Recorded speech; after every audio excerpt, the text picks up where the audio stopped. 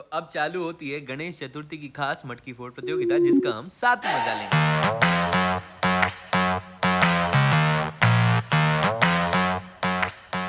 आंखों में रुई लगा के पट्टी बांध के छोड़ दिया जाता है ताकि आप ये वाली मटकी फोड़ सकें और अपना इनाम लेके जाएं। तो कुछ इस तरह से कंधे में बिठा के या फिर गोद में उठा के लोगों को गोल गोल घुमा के छोड़ दिया जाता है ताकि वे मटकी फोड़े। तो पहली बारी आती है हमारी छोटी सी कन्या की, जो लोगों की तरफ जा रही थी मटकी की बजाय।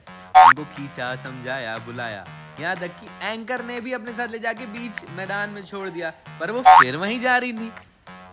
हो सकता है किसी से दुश्मनी हो या किसी का मुंह फोड़ना चाहती हो, पर हो गया, उनकी बारी खत्म हुई। और हमारे बड़े भैया जिन्होंने तो टूट पड़े जनता पर।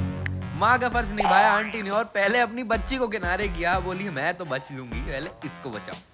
उसके बाद भैया ने बच्चों औरतों को नहीं, लड़कों को भी नहीं छोड़ा। ये देखिए, ਹੱਸਦੇ ਚਿਹਰਿਆਂ ਦਾ ਮਤਲਬ ਇਹ ਨਹੀਂ ਹੁੰਦਾ ਕਿ ਉਹਨਾਂ ਨੂੰ ਕਦੇ ਕੋਈ ਤਕਲੀਫ ਨਹੀਂ ਹੁੰਦੀ, ਉਹਦਾ ਮਤਲਬ ਇਹ ਹੁੰਦਾ ਕਿ ਇਹਨਾਂ ਨੂੰ ਤਕਲੀਫਾਂ ਨਾਲ ਡੀਲ ਕਰਨਾ।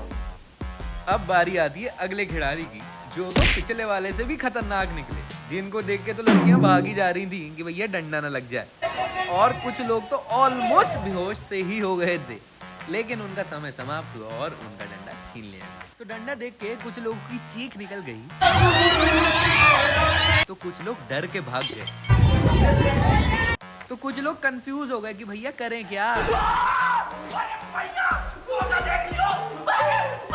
अब आती अगली बारी बिट्टू भैया की, जिन्होंने आते साथ एक ऐलान कर दिया और अपनी बात पे वो स्थित भी रहे। देखिए किस तरीके से, एकदम खतरनाक तरीके से लोगों को डराया, धमकाया और ऑलमोस्ट किसी का सर भी फोड़ दिया, पर बच गए लोग। भैया के होते हुए कहाँ, आखिर में उन्होंने एक की तो झड़ी लगा ही दी, बल्कि दो के लगा दी थी और फिर नाचने भी लग गए। इसी के साथ इनका समय समाप्त हुआ और बारी बारी कई लोग आए, लेकिन कोई मटकी नहीं फोड़ पाए। फिर हमारी आंटी आई, जो तो मटकी फोड़ने की जगह रिंगा रिंगा रोसेस खेल रही थी सबके साथ। एक ही जगह पे गोल गोल गोल गोल वो घूम रही थी, लेकिन हमें समझ नहीं आ रहा था क्यों, और उनको भी नहीं आ रहा था। पर आखिर में ये हुआ कि आंटी जी को ही चक्कर आ गए। उनको चेयर दी और अगला नंबर आ गया मेरा। मुझे डंडी पकड़ाई और छोड़ दिया गया मटकी फोड़ने के लिए। कुछ लोगों ने मेरी सहायता की तो कुछ लोगों ने मुझे मिलकर गड्ढे में ही ढकेल दी। जैसे तैसे वहां से बाहर निकला, खुद को संभाला और चल पड़ा मैं मटकी फोड़ने की तरफ। रास्ते मुझे कूलर मिला तो मैं सोचा थोड़ी सी हवा ही खा लेता हूँ, थोड़ा भैया के साथ ढूंढ के लगाया और फिर पहुंच गया और मारा डंडा।